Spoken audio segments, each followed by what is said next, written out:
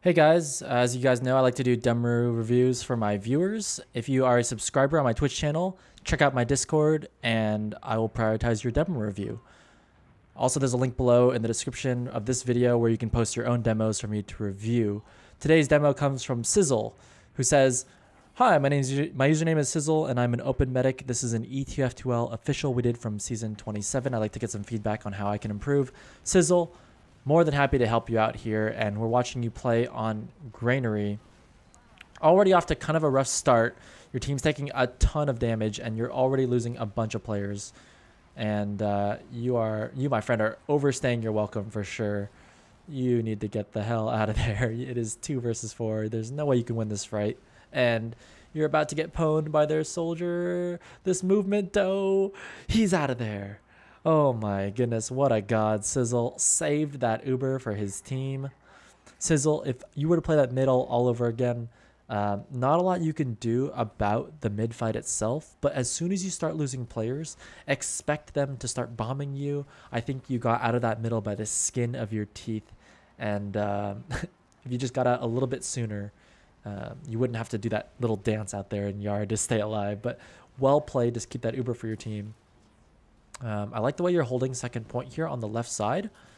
Unfortunately, your soldier goes down. He was very aggressive on low health, so kind of his fault for doing that. Meanwhile, you have a scout behind them going for a very aggressive play, so it looks like your team is about to go 2 players down, and you're likely to lose the second point when that happens. But luckily for you, Sash is a god, dancing around back there, distracting the team long enough for Shake to come back and get to second point to help your team defend. So what you should be looking to go for here is an even Uber exchange as best as you can. Force their Uber and then pop your Uber second. So Shake just got here in time to defend. You're throwing out these mad crossbows. Your Uber pops off second. This is the best exchange you could possibly hope for. And you get a pick in the Z. Really, really solid play there from you and your team.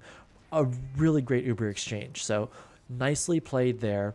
Now you should probably be looking for a push from second point into yard. You lose your demo man, but this is still doable. Look how hurt those red players are. And Sash picking up on that, getting the kill onto Ares, and you guys should continue rolling that through. Cora getting a frag as well. This is looking really, really good for you guys. So despite no demo man, you should be able to push. The frags are rolling in for the team. This is the exciting part where you guys are just rolling them, pushing forward, wiping their team. And what a great defense from you and your team there in this official match. I'm so excited for you guys that this went well. So now you guys are in the garage with full Uber advantage, and the most likely play for you to drop Uber here is for a scout or a soldier to spawn in the forward spawn and then snipe your head off right here.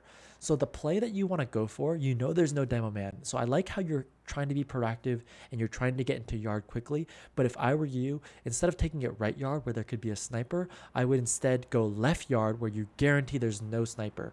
The only way you get sniped from left yard is if the sniper pushes up into right yard and then looks into left yard and snipes you.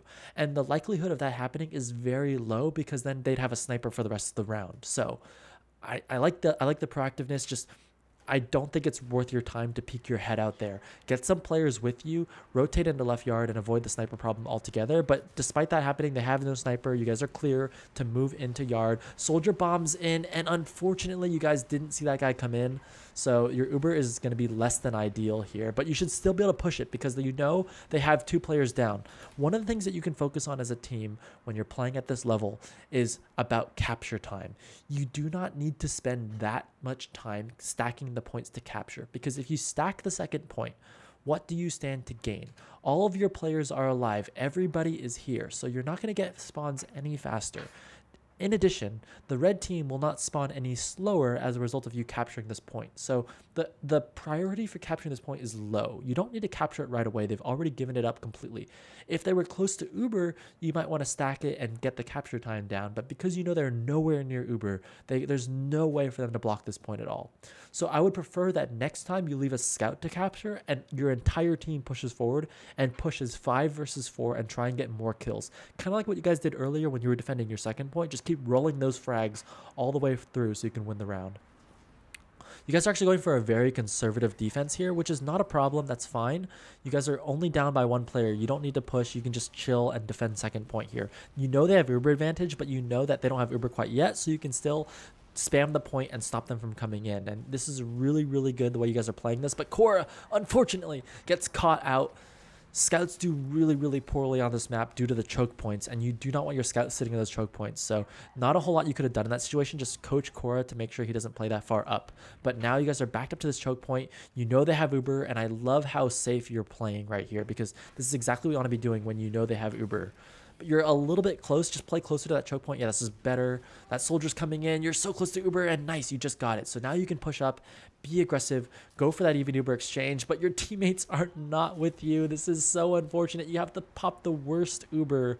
This is just really, really bad. And I think this is not really your fault necessarily, but just general team cohesion. You want your entire team. It's like synchronized swimming. You want your entire team acting the same way. You want your entire team doing the same thing. And right there, you clearly were not on the same page. Half your team was trying to get out, and the half team was trying to stay in and go for that Uber exchange. So just, it doesn't really matter what you do. Just make sure everyone does the same thing. It's like none of those calls were bad calls. If you left, that's fine. If you exchange the Ubers, that's fine. But the worst thing that you could do is just not play together and work together as a team. But now you're in this terrible situation. Oh my God. Nicola comes in there and hits a pretty damn good shot to kill you. The only thing you could have done in that situation to stay alive better would be to just be further back. And I know it's difficult to do that, but you just have to understand that the other team had an advantage there. They had more players alive than you guys did. And playing that 4 forward, while possible, is risky. So one of the things you'll notice, I do a lot of high-level demo reviews on my channel. If you go watch the high-level players, they don't play as risky as you're playing right now. The most important thing about playing Medic is getting Uber. If you don't get Uber, you're not doing your job properly. So it's very, very important that you stay alive. Staying alive is more important than anything else that you could be doing as a medic. It's more important to stay alive and not heal anything than it is to heal something and then die. So with that in mind, make sure you're staying alive. It's better to have your soldier be the one getting shot at instead of you. And you need to bait harder. So as long as your teammates are getting shot at and not you, that's fine.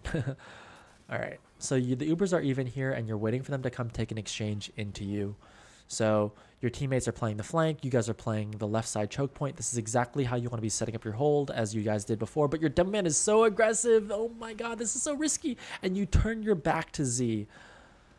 Very unfortunate. And again, even though you have the pick here, that was just not the right play. Despite that, your team is in a good position to clean up these frags.